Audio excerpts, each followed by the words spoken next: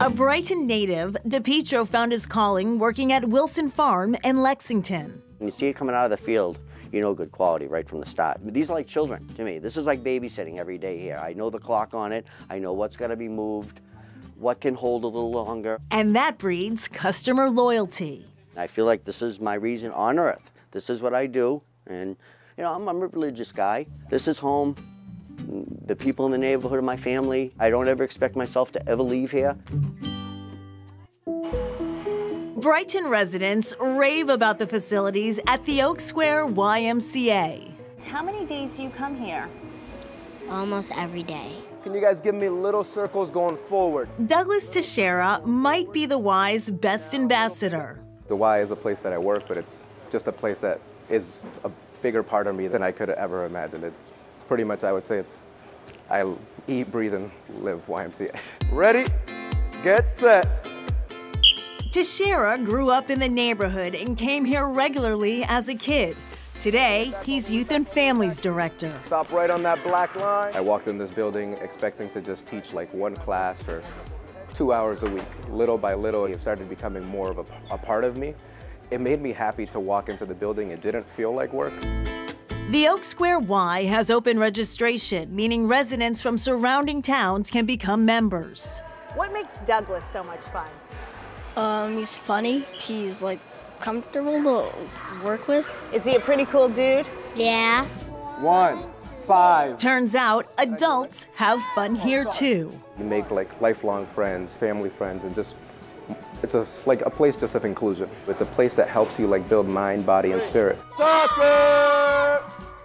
It's a great story. And back to Johnny DePietro, you really get that sense that he's passionate about, loves his community. Oh my gosh, he knows more than 200 customers by name, and every Halloween he makes candy apples for the neighborhood kids, and up to 1,000 kids have been known to show up to get one of those candy apples. Wow, he is an institution already. Yeah. Moving on, the Boston Celtics get a surprise.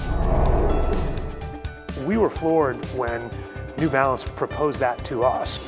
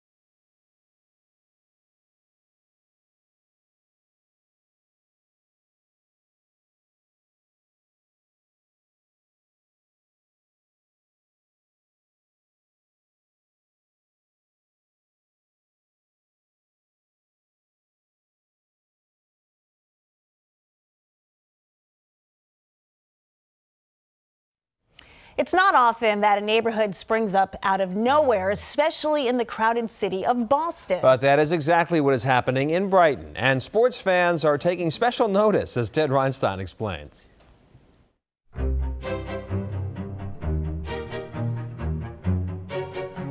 Brighton has had its fair share of changes. Brighton separated from Cambridge in 1807. It was a cattle and rural farming community. Around the time of the Civil War, it morphed into a commuter suburb and joined Boston. Now, another change.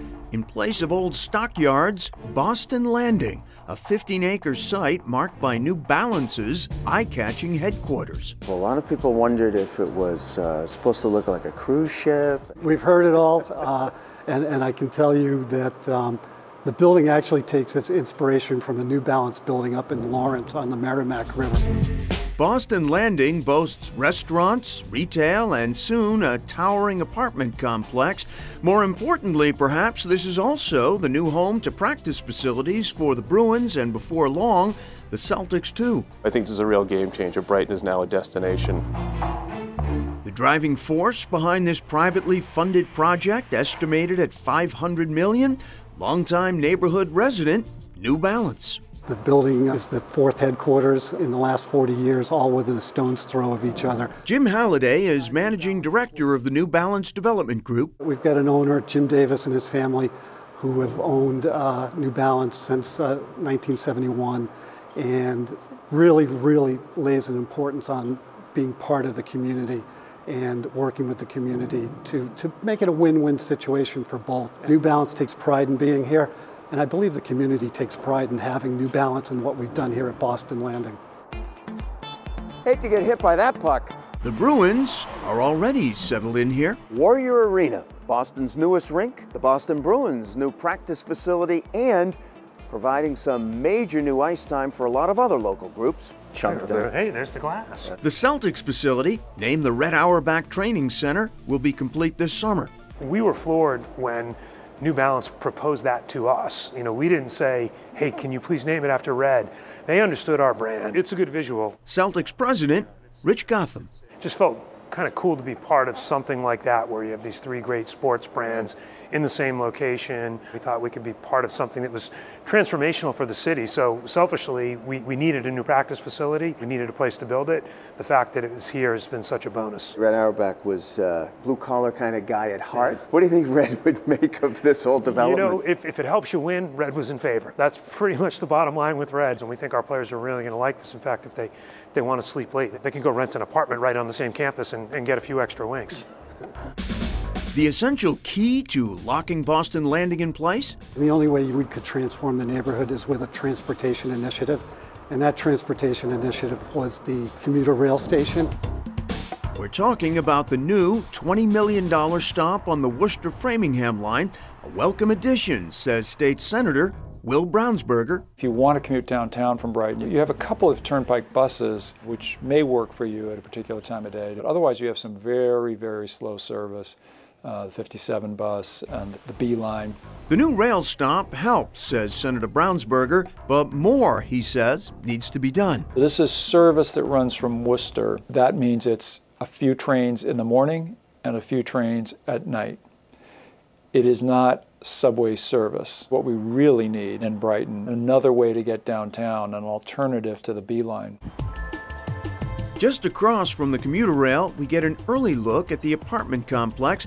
15% of its 295 units are designated as affordable.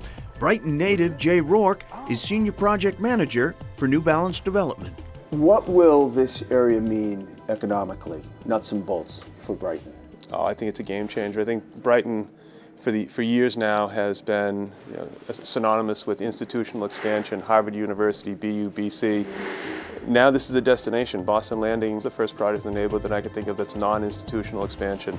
It's not just for the students. This is for the neighborhood. Senior Leasing and Marketing Manager Aaron Harvey says Boston Landing is emphasizing independent retail and restaurants, including rail stop and flatbread pizza, complete with a bowling alley. So we've tried to put together a merchandising plan of 80,000 square feet that activated the ground floor of each of our buildings.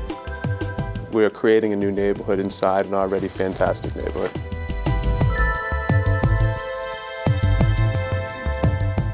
There's a lot going on, and the apartment building at Boston Landing now has a name, Lanterra. Units are being leased, and people will start to move in on May 1st. Right, and the Bose Corporation also is moving into Boston Landing fairly soon. New Balance is building a brand new state-of-the-art track and field facility there. Also, the Boston Pride, the women's hockey team, the professional hockey team for the city of Boston, they play their home games at Warrior Arena. And if people don't know, they can go and watch the practice there for the Bruins as well. So there's a lot going on. Next, how about a price check on a Brighton condo? The studios start at $499.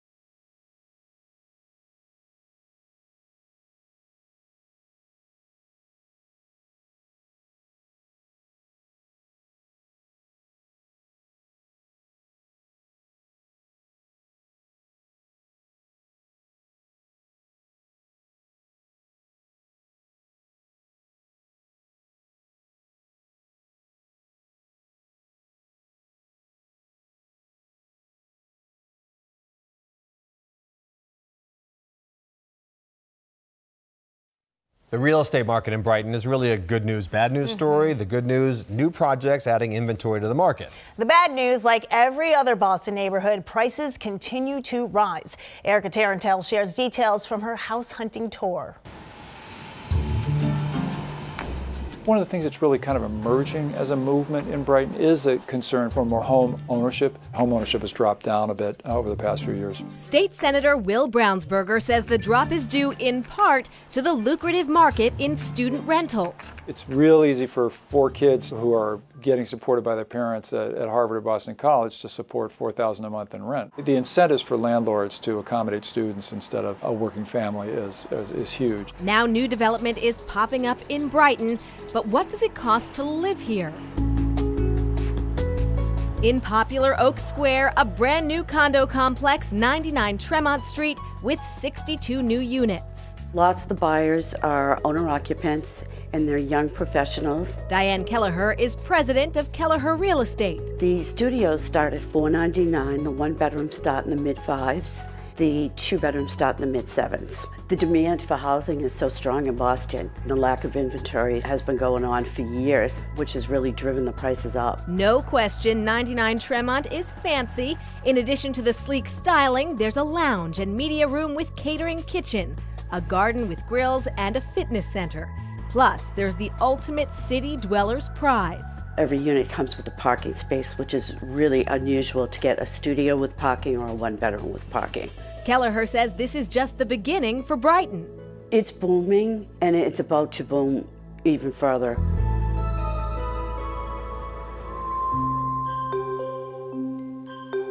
If all goes as planned, this shuttered 12-acre site near St. Elizabeth's Hospital in Brighton Center could eventually look like this. What used to be here?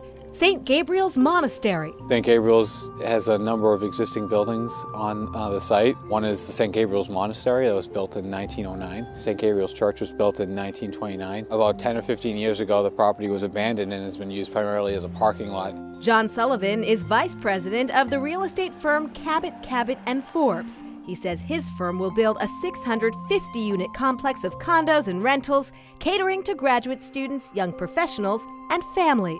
Other than the historic preservation, there's 3 acres of open space at the front door to the site that we plan to rehabilitate and incorporate into the overall plan. We're excited to be part of Brighton and Allston as it changes, and doing it in a way that kind of respects things that have been here for a while.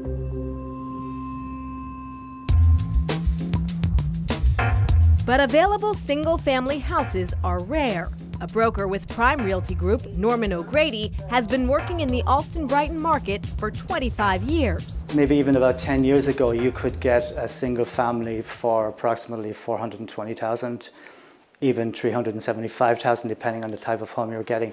In today's market, the average price range for a single family home is $750,000. And no surprise, houses often sell fast and over asking. This 1,900 square foot, 9-room, 4-bedroom colonial near Brighton Center was recently on the market for $775,000. It sold for over asking to Kirsten Henry and her family. This home here is just off Commonwealth Ave, believe it or not. It gets a lot of sunlight, they have a beautiful extension, lots of windows all around. Henry moved back to her hometown after living in California. I feel like Brighton has always been a gem. I think that maybe as more people come to realize and value their time and the desire to have more things to do close by, they're realizing that Brighton is a community that absolutely offers that, and it has something for everybody. And back to the St. Gabriel's project. If all goes as planned, they will break ground in the spring, assuming the ground isn't still frozen at that point. And it'll take about 2 to 3 years to complete that. That's great. And those 62 condos at 99 Tremont, well, 29 of them have been sold and are under agreement. The building has a lot of amenities. It's just a great addition to the neighborhood. Up next, exercising the mind and body. Observe this display of body and mind control.